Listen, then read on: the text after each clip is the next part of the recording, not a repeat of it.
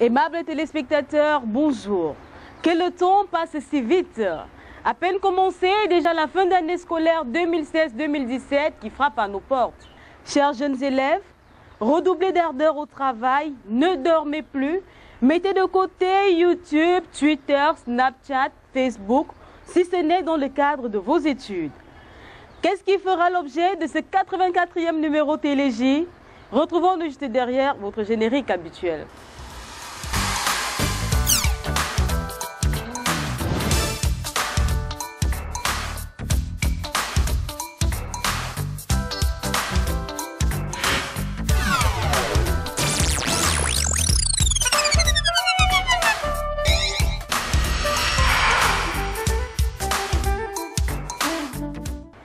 Chers téléspectateurs, une fois de plus, bonjour.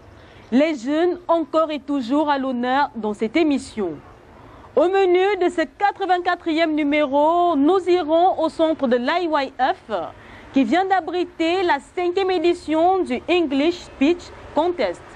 Ensuite, l'association Émergence va nous amener à l'orphelinat Agape Children's Home, c'est à Ekounou. Notre caméraman Martial Mbouri nous fera revivre en Ramassi le 10e anniversaire de Yes Cameroun. Notre reporter Claudia Audrey-Mungue va nous amener à la découverte d'un jeune écrivain. Nous allons clôturer cette émission avec le docteur Emmanuel Ninkem sur les bonnes pratiques de la gestion des ordures ménagères. Voilà ainsi présenté le sum-up de ce 84e numéro TéléJ. La 5e édition du English Speech Contest vient de dévoiler ses gagnants.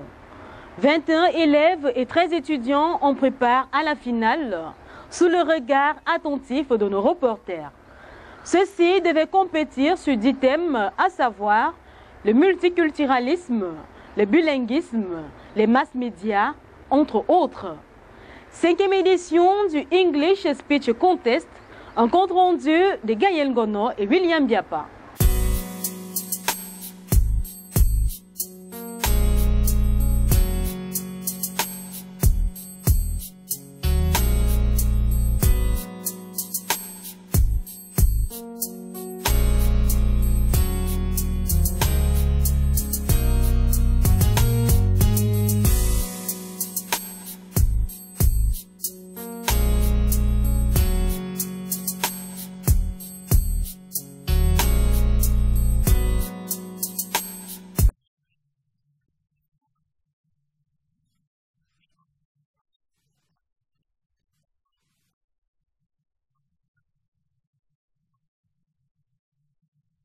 Sur cette scène, comme Herman et Gladys Kelly, ils sont au total 34 jeunes, dont 21 issus des lycées et collèges et 13 venant des universités de la ville de Yaoundé, à challenger à cette 5e finale de English Speech Contest sur des sujets à thèmes variés, actuels et évocateurs, en rapport avec la jeunesse également.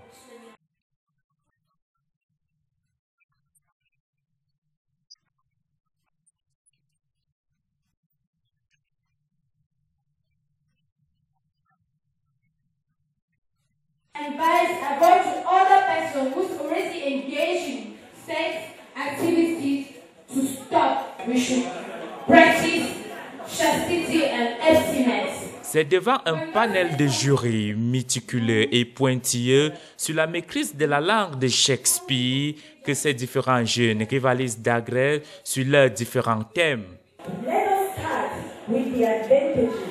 Firstly, bilingualism and multiculturalism can represent a driving force for the social cohesion. Secondly, Cameroon is seen or considered as Africa in miniature. Au finish, parole revient au jury qui, pour la catégorie élèves, attribue le premier prix à Mademoiselle Manchim Fondjo Lauriane Ornella qui remporte un smartphone. Au départ, je n'avais pas prévu remporter cette coupe, mais à force de travailler, je suis finalement parvenue à mon objectif. Et je veux juste dire à tous ceux qui me précéderont de toujours avoir confiance en eux, de toujours avoir le moral haut et croire en eux, parce que lorsqu'il y a de la volonté, il y a toujours une voie. Et je remercie déjà le IYF pour cette initiative, pour encourager les jeunes francophones à s'exprimer en anglais. C'est une très belle initiative. I am not defending the topic from the point of view of the woman I am. Dans la catégorie étudiant, Toncha Natacha de l'Université de Yaoundé 1 est l'heureuse vainqueur et remporte un laptop.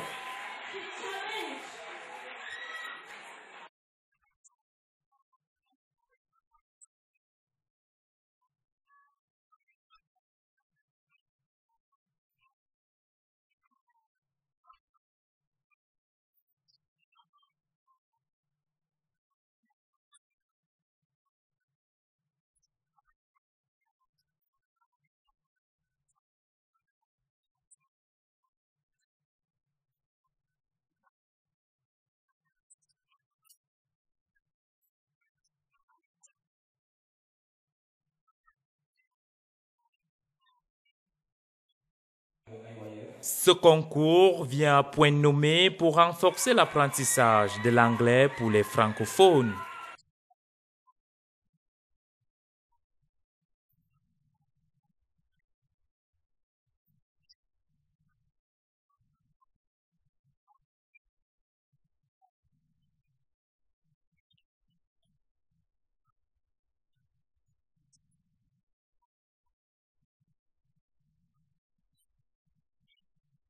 Vivement que la commission du multiculturalisme et de la promotion du bilinguisme, créée par le chef de l'État, son Excellence Paul Biya, trouve en cette initiative de l'IYF un terrain fertile.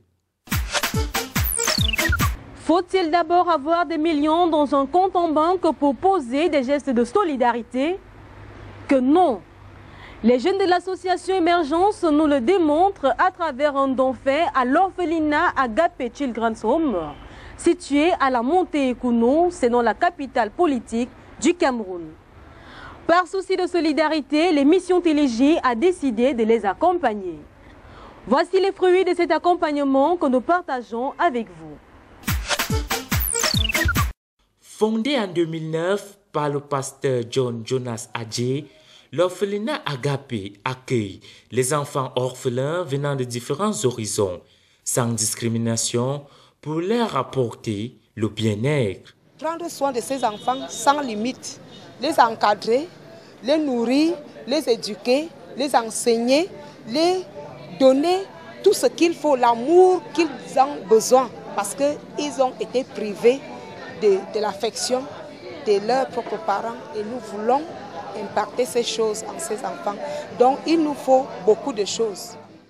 C'est pour pallier en partie à leurs multiples besoins que l'association Émergence sans frontières a apporté à ces pensionnaires qui n'ont pas demandé à naître un don composé de denrées alimentaires, de quoi se vêtir et du matériel de toilette. J'ai été heureuse de participer d'une manière ou d'une autre à donner le sourire à ceux qui sont moins que moi, à ceux-là qui traversent beaucoup de difficultés, qui ne vivent pas en famille comme moi, comme nous autres. Nous sommes jeunes, nous sommes un peu chanceux que nous avons encore des parents, nous avons un peu de moyens, nous avons quelques activités que nous faisons. Mais nous avons pensé à nos petits frères qui sont en difficulté, qui n'ont pas la chance de pouvoir vivre en famille, qui ont été d'une certaine manière rejetés par la société. Nous avons donc décidé de venir leur redonner le sourire. Les membres de cette jeune association y ont également distillé à ces enfants le bonheur à travers animations, jeux et attractions divers qui n'ont pas laissé l'encadreuse principale de ce centre indifférente.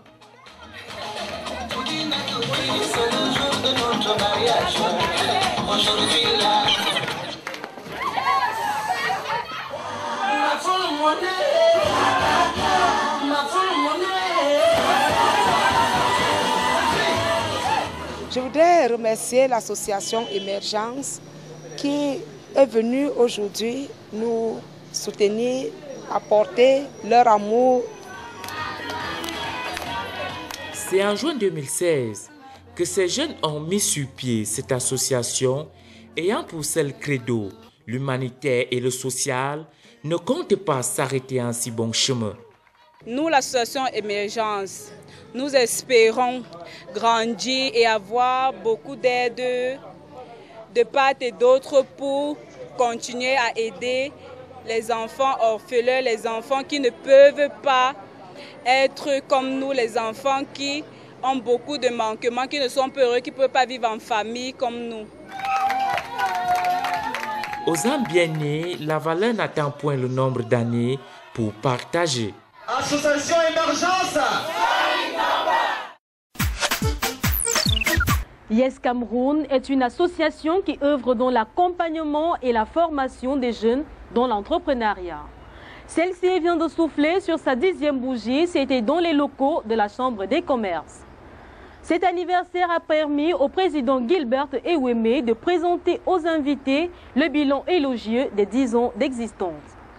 Notre caméraman Martial Mouri, présent à cette cérémonie, nous a concocté ce mur d'images riche en sons. Ensemble, découvrons. C'est une association de jeunes Camerounais qui travaille à la promotion du leadership au Cameroun.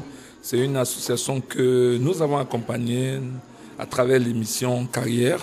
Et nous sommes heureux de l'avoir célébré ces 10 ans aujourd'hui. Basically, this Cameroon has been around like for 10 years, and when I knew them, they had like so many exploits in helping the youth, because I'm very passionate about that as well.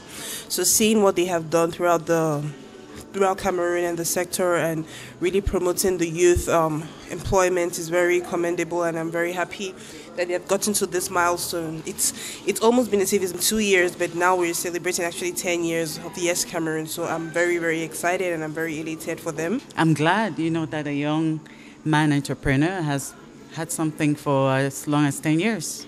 That's what we want to see in Cameroon, more of that. So I'm excited to be here. I would like to see them go more and more and more at the end of the world. Tu es le fer de lance de la nation, progresse, abat la paresse, assume toujours ton rôle avec dévotion, assume toujours ton rôle avec dévotion.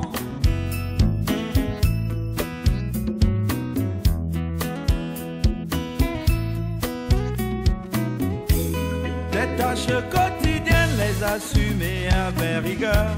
Corruption, népotisme, les combattre avec vigueur. Tribalisme, vandalisme, banditisme, égoïsme sont des mots contre lesquels il faut s'ériger avec dynamisme. Yes Cameroun a 3 domaines principaux. Le premier, c'est l'entrepreneuriat jeune. On a formé plus de 10 000 jeunes au niveau de l'entrepreneuriat pour renforcer leurs capacités, les start-up. Et on a les jeunes vraiment qui ont passé par Yes Cameroun, qui ont mis sur pied les entreprises et ils sont en train de réussir. Et ils ont créé des emplois pour eux-mêmes et ils ont créé des emplois pour d'autres jeunes. Donc je pense qu'au niveau de l'entrepreneuriat, on a eu un grand succès. Deuxièmement, au niveau de le renforcement des capacités des jeunes chercheurs d'emploi.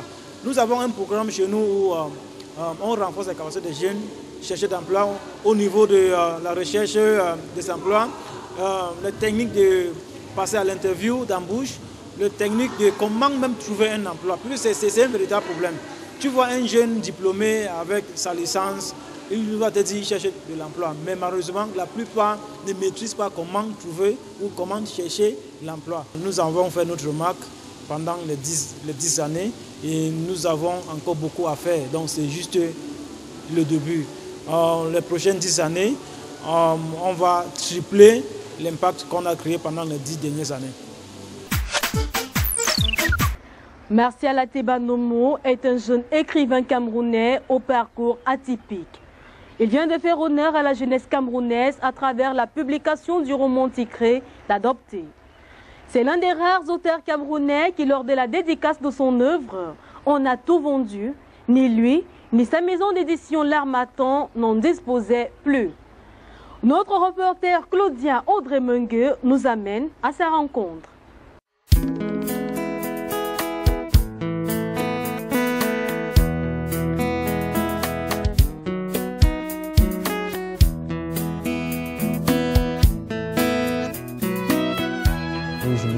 Pascal Atebanoumo. Je suis l'auteur du roman Adopté, édité par les éditions Harmattan en février 2013, qui a fait de moi le plus jeune auteur de cette maison d'édition et l'un des plus jeunes romanciers camerounais. J'ai eu un parcours normal comme tous les jeunes qui partent à l'école. J'ai eu mon CEP normalement, je suis entré en première année au CETIC Chalatagena puisque j'ai fait l'enseignement technique. J'ai fait 3 ans là-bas et après je suis parti à l'Institut Matanfen en 2010 où j'ai obtenu mon certificat d'aptitude professionnelle, option aide comptable.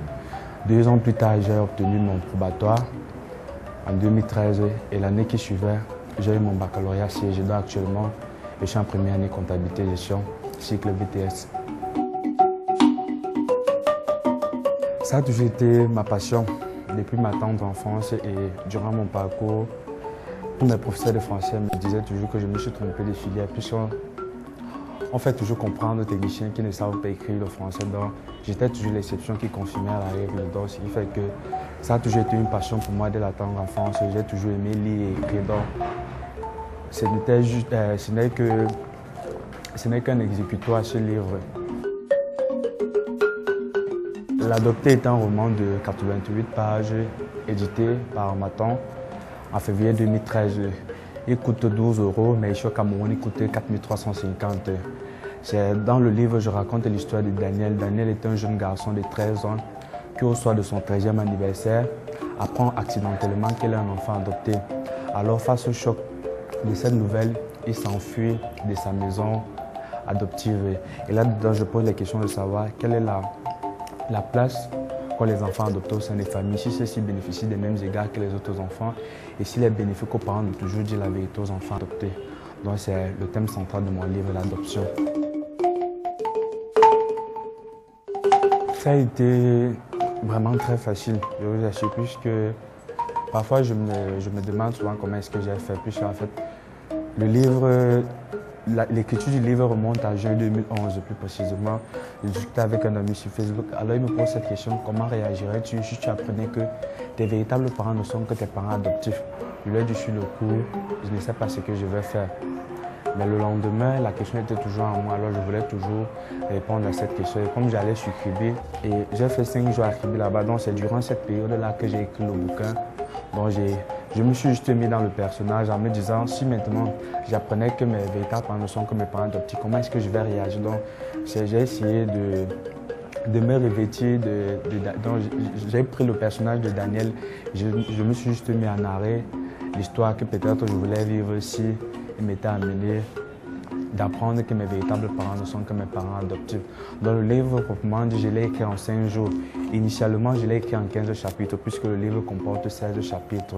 Quand je reviens à Yaoundé, je me mets à l'écrire, à faire le tapisserie. J'envoie le tapisserie à mon parent, il le lit. Il dit c'est bien, mais il dit qu'il n'est pas un expert dans le domaine, donc il va montrer le bouquin à un de ses amis qui est un écrivain français. C'est lui qui lit le bouquin et il lui envoie un mail en lui demandant, mais tu dis qui a écrit le roman? Il dit c'est mon fiel. Il dit mais ça mérite d'être publié. Donc c'est lui maintenant qui décide qui prend l'initiative de contacter les maisons d'édition et envoyer les manuscrits. Donc écrire le livre lui-même, ça a été très facile. La seule difficulté que j'ai eue, c'était peut-être à la fin, puisque lorsque j'ai reçu l'accord de publication des éditions Harmattan, ils m'ont fait comprendre que la fin du roman était du genre, ils se mariaient, vécu heureux, eu beaucoup d'enfants, qu'il fallait que j'écrive une fin tragique et qu'il fallait que le bouquin se termine par une question.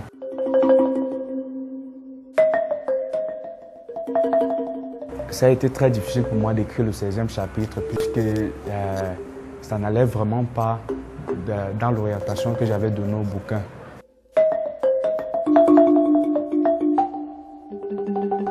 C'est la première question que tout le monde me pose toujours quand il découvre le bouquin. Quand il tourne voir ma biographie, il me dit mais comment tu as fait du fait que tu sois technicien? Durant mon parcours scolaire, la plupart de mes professeurs de français me disaient toujours que je me suis trompé de filière, que normalement j'aurais dû faire la filière littéraire puisque j'étais beaucoup plus apte dans les matières littéraires que dans les matières professionnelles.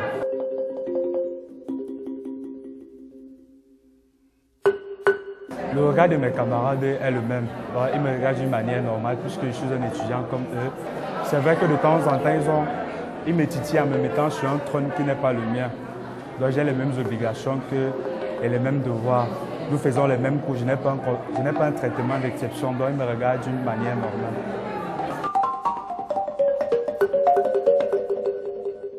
Mes dirigeants sont d'abord très honorés que je sois un de leurs étudiants et ils m'encouragent dans ce que je fais en mettant à ma disposition tout ce dont j'ai besoin. Mes auteurs préférés, la première personne qui m'a donné vraiment envie d'écrire, c'est le feu André Brink, l'auteur d'une saison blanche et sèche. Donc, c'est en découvrant cette œuvre que j'ai eu vraiment envie d'écrire. Donc, c'est l'un de mes auteurs préférés et à travers Saison blanche et sèche, j'ai découvert d'autres de ses ouvrages, L'Ambassadeur, Au plus noir de la nuit que j'ai vraiment aimé. Au-delà de lui, il y a d'autres écrivains que je lis, comme le romancier français le plus lu au monde, Guillaume Musso, comme le Brésilien Paulo Coelho. Donc ce sont mes 3 auteurs que j'aime bien lire. En un mois, il me retrouve de lire environ 11 livres par mois. Mes projets pour le futur sont les suivants. Premièrement, finir mes études, car c'est le plus important. Deuxièmement, continuer à écrire, car c'est ma passion.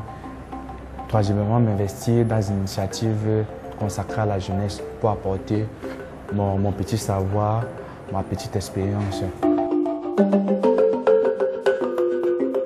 Le conseil que je peux donner à la jeunesse, c'est de travailler, car c'est la clé du succès, et d'oser vraiment dans ce qu'ils font, de prendre les initiatives, de ne pas avoir la peur d'échouer, puisque c'est en échouant qu'on se relève et qu'on prend des leçons pour aller de l'avant et d'avoir espoir. Le prochain livre est prévu pour les semaines qui suivent. Si tout se passe bien, je peux y donner le titre, c'est Why Always Me, pourquoi toujours moi? Donc c'est juste le titre qui est en anglais. Donc il sera édité par une très grande maison d'édition française. L'émission Télé-J n'entend pas rester insensible à cette cause noble qui participe à l'éducation des jeunes adultes de demain. Pour notre rapport, voici la toute première capsule que nous vous servons. Elle porte sur les dangers de la destruction des ordures par le feu.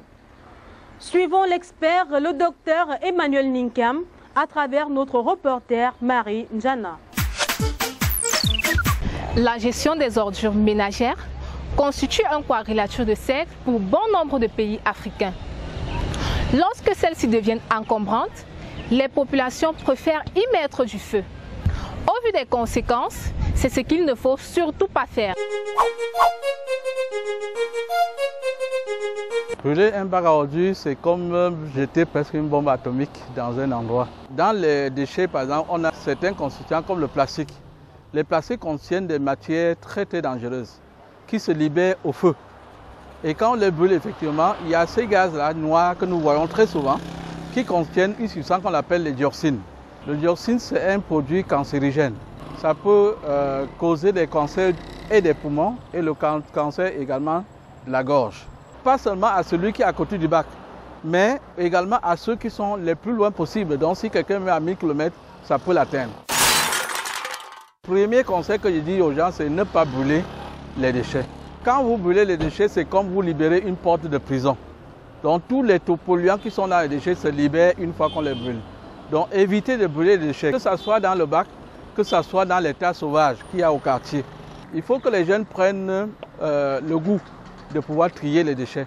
Et surtout faire le geste qui sauve, porter le déchet directement dans un bac à ordures. Mais également que les jeunes conseillent à leur maman, c'est-à-dire à leurs parents à la maison, d'utiliser des poubelles fermables. Parce que quand une poubelle n'est pas fermée, c'est-à-dire que c'est là-dedans que se développent les souris, les cafards qui viennent contaminer nos repas.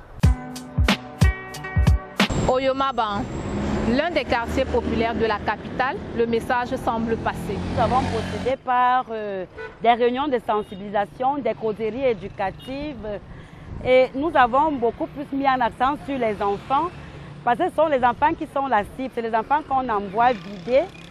Et il était question de leur montrer que le fait de brûler les ordures n'était pas une bonne pratique. Et le message semble porter les fruits aujourd'hui. Pour preuve, en Oyomaba 2, vous ne verrez plus un bac à ordures brûlé. Brûler les ordures ménagères est très néfaste pour la santé. Je suis Marie-Jeanne Zana. Merci pour votre aimable fidélité.